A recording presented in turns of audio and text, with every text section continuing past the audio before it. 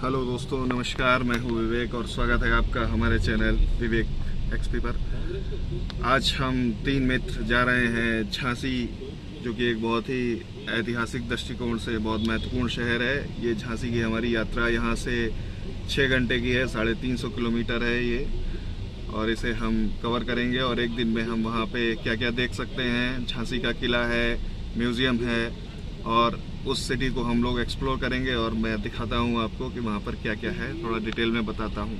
तो आइए चलते हैं। अब हम लोग झांसी के सफ़र पे आधा रास्ता तय कर चुके हैं। झांसी सिर्फ 150 किलोमीटर बचा है।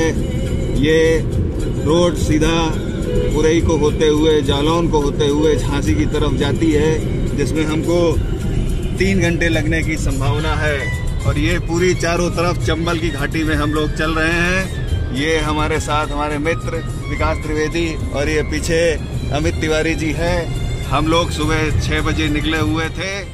ये है झांसी का बहुत ही मशहूर किला। ये है पार्किंग, और इधर देख सकते हैं पूरा झांसी शहर यहाँ से दिखता है, क्योंकि ये जो किला है ये पहाड़ी पर स्थित है। चल दिए हैं हम लोग इस किले को देखने अंदर से, और कुछ लोग देखकर वापस आ रहे हैं। ये झांसी का पूरा शहर यहाँ से दिखता है। ये जो रोड नीचे से आ रही है यही ऊपर यहाँ तक आएगी। ये झांसी के किले के ऊपर चढ़ती हुई रोड, और ये लगता है कि कुछ कैदी अंदर बंद कर दिए गए हैं।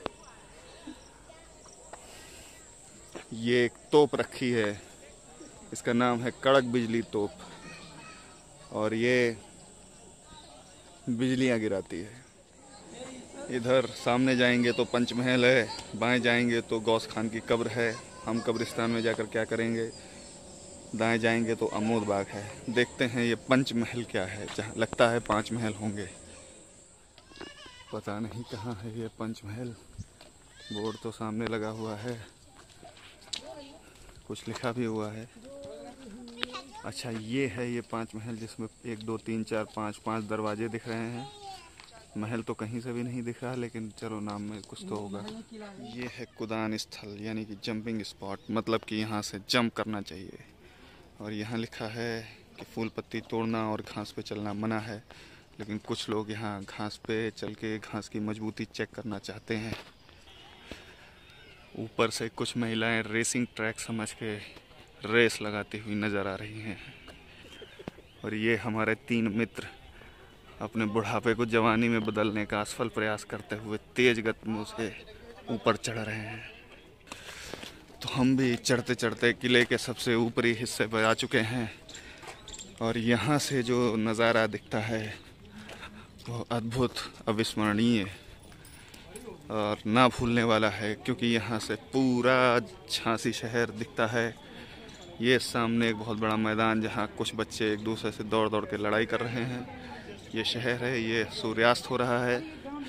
इधर भी पूरा शहर है, और बिल्कुल ऐसा ही नज़ारा जोधपुर के मेहरानगढ़ फोर्ट से दिखता है।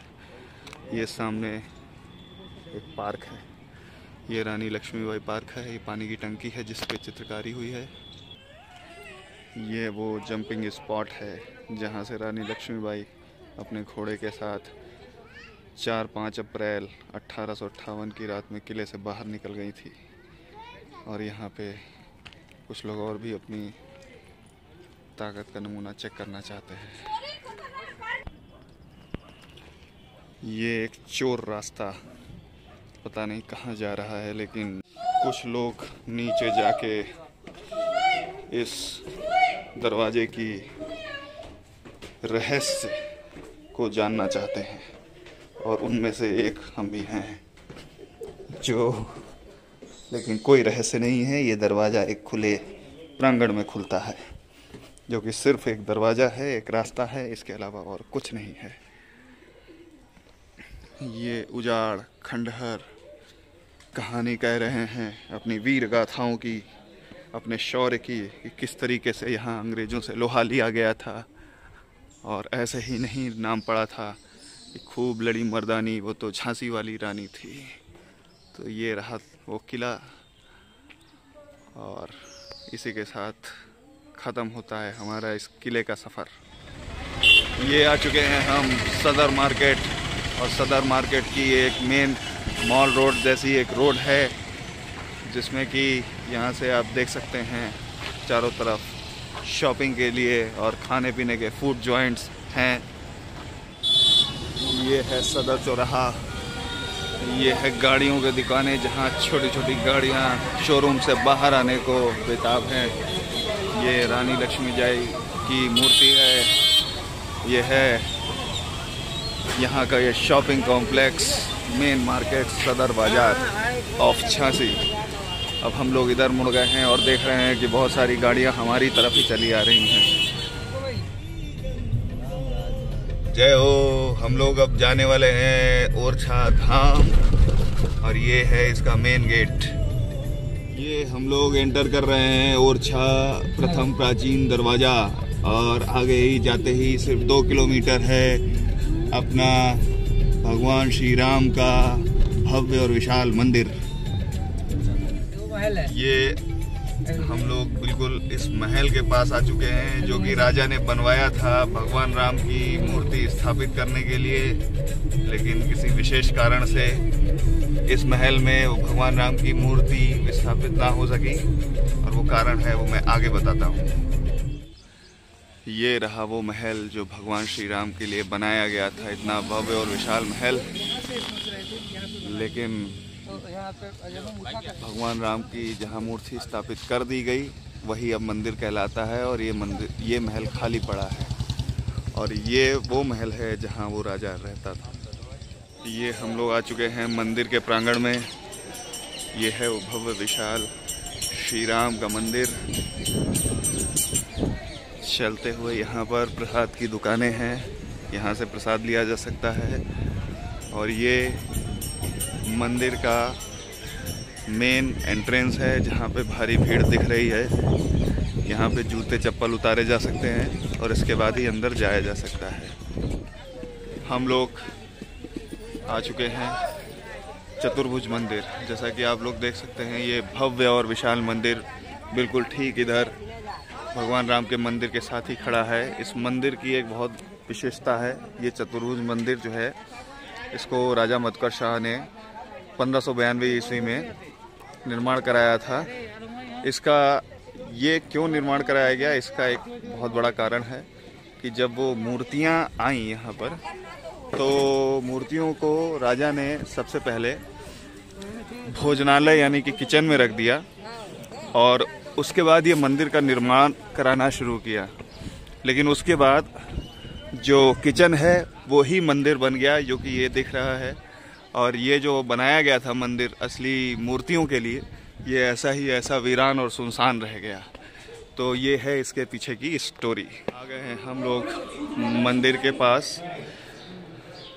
ये है वो राजा का महल, और उन्होंने इस मंदिर को इस तरीके से बनवाया था कि सूर्य की पहली किरणें वहाँ की खिड़कियों से होते ही मंदिर को पड़ें, और सुबह सुबह ही वो अपने महल से, इस महल से भगवान के दर्शन कर सकें। और ये रहा वो मंदिर। चलते हैं अंदर मंदिर में, और देखिए ये है स्थापत्य कला का भव्य नमूना, जिसमें कि चारों तरफ बुर्ज, मेहराबें, खिड़कियाँ दी हुई हैं। ये एक सज्जन बांसुरी की मधुर तान सुनाते हुए। वाह, क्या अद्भुत दृश्य है।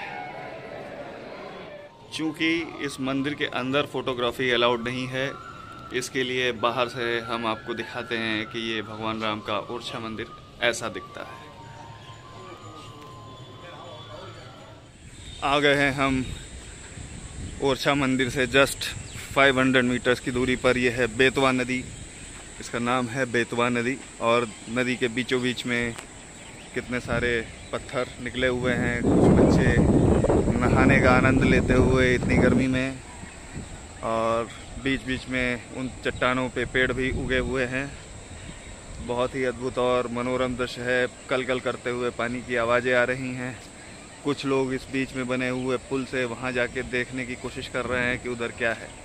और फिर ये लौट कर इधर ही आएंगे, क्योंकि लौट के बुद्धूगढ़ को आए। ये आ गए हैं हम झांसी के राजकीय संग्रहालय यानी कि म्यूज़ियम। ये है, यहाँ पे चित्रों और मूर्तियों के माध्यम से ये दिखाया गया है कि क्या क्या घटनाएं हुई थी। जैसे मेरठ में भारतीय विद्रोह हुआ था, मंगल पांडे को फांसी हुई थी, ये रानी लक्ष्मीबाई की मूर्ति, ये टिकटघर, और ये हमारे गार्ड साहब बैठे हैं। ये जो ढाल और तलवार है, ये रानी लक्ष्मीबाई के सेनापति की तलवार है। ऐसे ही ये धनुष बाण रखा है, ये खंजर, पानी पीने की पोटली और एक और तलवार, ये एक छोटी सी तोप और तोप के गोले, और ये रस्सियाँ यानी कि बत्तियाँ, तोप को चलाई जाने वाली बत्तियाँ। ये देखिए आप, विभिन्न प्रकार की तलवारें और इनका अलग अलग नाम, जमदार तलवार, जमधर पीतल की ढाल, और ये है चौड़े ब्लेड की तलवार। तलवारों के विभिन्न प्रकार यहाँ देखे जा सकते हैं। भौंकने वाली तलवार, तिरछे फल वाली तलवार, तलवार अरबी शैली की तलवार, फिर यहाँ और विभिन्न तलवारें हैं, इस तरीके की तलवारें हैं। और ये ढाल, बुर्ज, और ये इतनी लंबी बंदूक जिसको देखने के लिए पीछे जाना पड़ेगा। ये करीब 3 मीटर लंबी बंदूक और इसकी गोलियाँ। ये झांसी किले की एक फोटोग्राफी, ये भी बंदूक, और ये विभिन्न प्रकार के और हथियार जैसे कि फरसा, कटार, गुप्ती, ऊँट, फिलिग्रेन, कैप और ये हेलमेट। विभिन्न तलवारों के विभिन्न प्रकार यहाँ देखने को मिल सकते हैं इस म्यूज़ियम में। इस म्यूज़ियम में 9वीं शताब्दी, 10वीं शताब्दी और अब पहली दूसरी शताब्दी की विभिन्न प्रस्तर किरणित मूर्तियाँ हैं, जो कि अलग अलग भगवानों की, जैसे वराह अवतार, वामन अवतार, भगवान बुद्ध की मूर्तियाँ, भगवान नरसिंह की मूर्तियाँ, और ये जैन धर्म की मूर्तियाँ भी, जैसे ऋषभनाथ, प्रथम तीर्थंकर ऋषभनाथ, इनकी सबकी भी 12वीं शताब्दी की ये मूर्तियाँ। और इन्हीं मूर्तियों के तरीक़ों से ये कक्ष म्यूज़ियम का भरा हुआ है। आ गए हैं हम म्यूज़ियम के इस कमरे में, जहाँ पर मूर्तियाँ तो हैं ही, लेकिन एक क्विज़ प्रोग्राम भी है जो खेला जा सकता है। इस क्विज़ प्रोग्राम को हम कैसे खेलते हैं, क्लिक करने से। देखो, इस पे हाथ रखो, हाथ रखने से ये पूरा हाईलाइट हो जाता है, और ये ऐसे, ये हैंड एक्टिवेटेड पूरा सिस्टम है। ये एक्टिवेट हाथ करने से होता है, जैसे क्रिश 3 मूवी में था। और इसको पढ़ सकते हैं, जैसे कि मैं अब यहाँ जा रहा हूँ और मैंने इसको हाथ रखा और ये ऑन हो गया, और अब इसके बारे में आप पढ़ सकते हैं और मैप भी हाईलाइट हो जाएगा। और ये एक्सटेंट ऑफ ब्रिटिश टेरिटरीज, ये हुआ और ये इधर आ गया। और ऐसा ही ये झांसी के जो ऐतिहासिक व्यक्तित्व हैं, इसको भी आप जान सकते हैं ऐसे हाथ लगाकर। वाह, क्या लाइट गई है इधर। और अब ये राजा मर्दन सिंह के बारे में पता चल जाएगा, ये इनका पूरा जीवन परिचय आ जाएगा। और अब हम इधर से जाएंगे और ये दूसरा एक्टिवेट हो जाएगा। वाह, क्या सिस्टम बनाया है, हाईटेक। ये साइकिल चलाने से साइकिल एक्टिवेट हो जाएगा। ये वर्चुअल रियलिटी का वर्टिगो है, और ये सब झांसी के म्यूज़ियम में आपको देखने को मिलेगा। दोस्तों, चल दिए हैं अब हम लोग वापस अपने घर की तरफ, और इसी के साथ हमारा ये 2 दिन का झांसी टूर ख़त्म होता है। कैसा लगा ये वीडियो, कमेंट करके ज़रूर बताइएगा। वीडियो पूरा देखने के लिए